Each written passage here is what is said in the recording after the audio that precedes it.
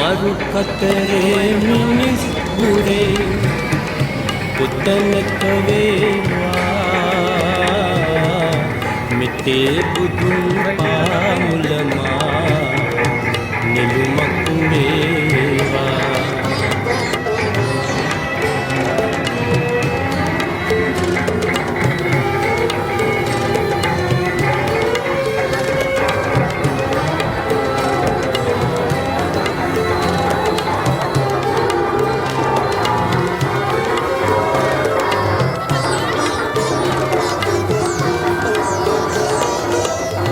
हिमिदिरे मधुदहने सवसक वेवा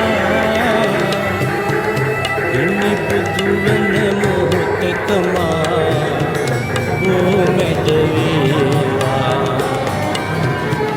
हिमिदिरे मधुदहने सवसक वेवा हिमि बुदुवन मोहतकमा वो मेडवेवा मरु कतरे मिनिस पुरे पुतनक वेवा मिटे बुदुन पामुलमा निलुमक वेवा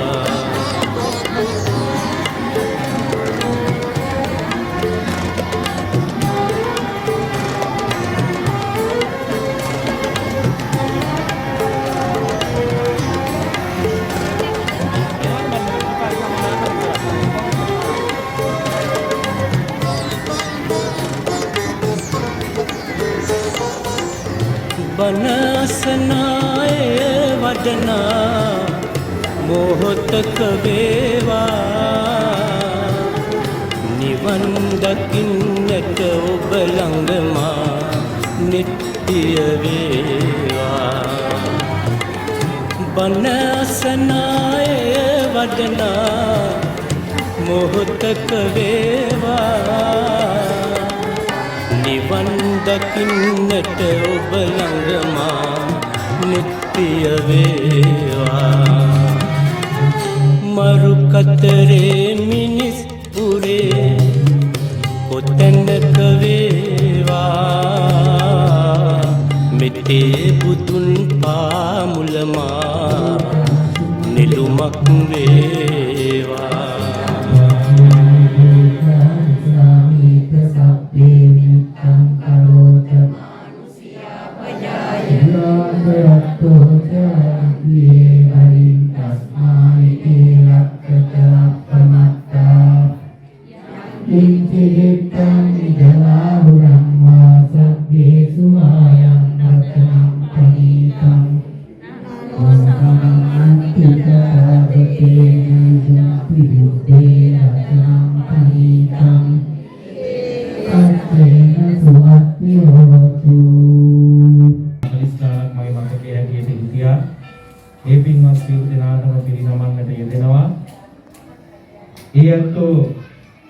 දැන් අවුරුදු කීපයක් පුරාවට සවස් යාමේ සියලු දෙනාටම නිරෝගී සම්පන්නිය ප්‍රාර්ථනා කරමින් ලෝතර බුදුරජාණන් වහන්සේ උදෙසා ඖෂධ පූජාවක් පවත්වන්නට යෙදෙනවා. මේ පුණ්‍ය කර්මයේ සුවිශේෂී කම් කීපයක් තියෙනවා. ඒ අතර මේ පාත්‍රා 32 විහාරස්ථානයේට අඩුපාඩුවක් පැවති බව ප්‍රකාශ කරයින් පසුව මානනීය මහත්මිය ප්‍රධාන ඒ දූ දරුවෝ ටික සහෝදර සහෝදරියන් එකතු වෙලා තමයි පූජා කරන්න යෙදුනේ දැනට වර්ෂ කීපයකට උඩදී. හැමදාම මතක් කරන විදිහට ඒ ගියපු මුදලට වඩා අපට හදවතට සන්තෝෂයක් ගොඩ නැගෙනවා.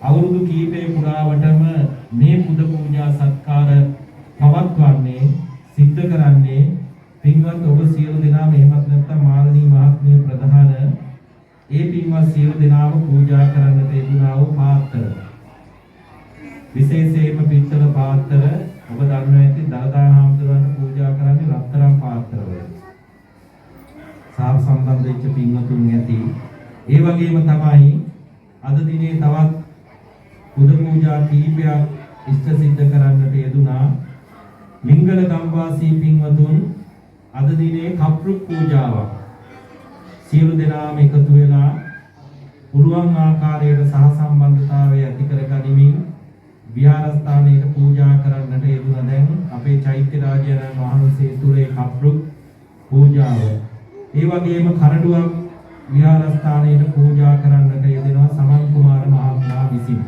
මම හිතන්නේ එය මේ අවස්ථාවේදී විහාරස්ථානයේ පවතිනවා ඇති ඒ කරඬුන් වහන්සේ අර ඉදිරියේම ධාතුන් වහන්සේලා අභියස අපි ඔබ සියලු දෙනාම දන්නවා කංචක පූජාව ලෙස පාලියෙන් හඳුන්වන්නේ කප්රුක් පූජාව.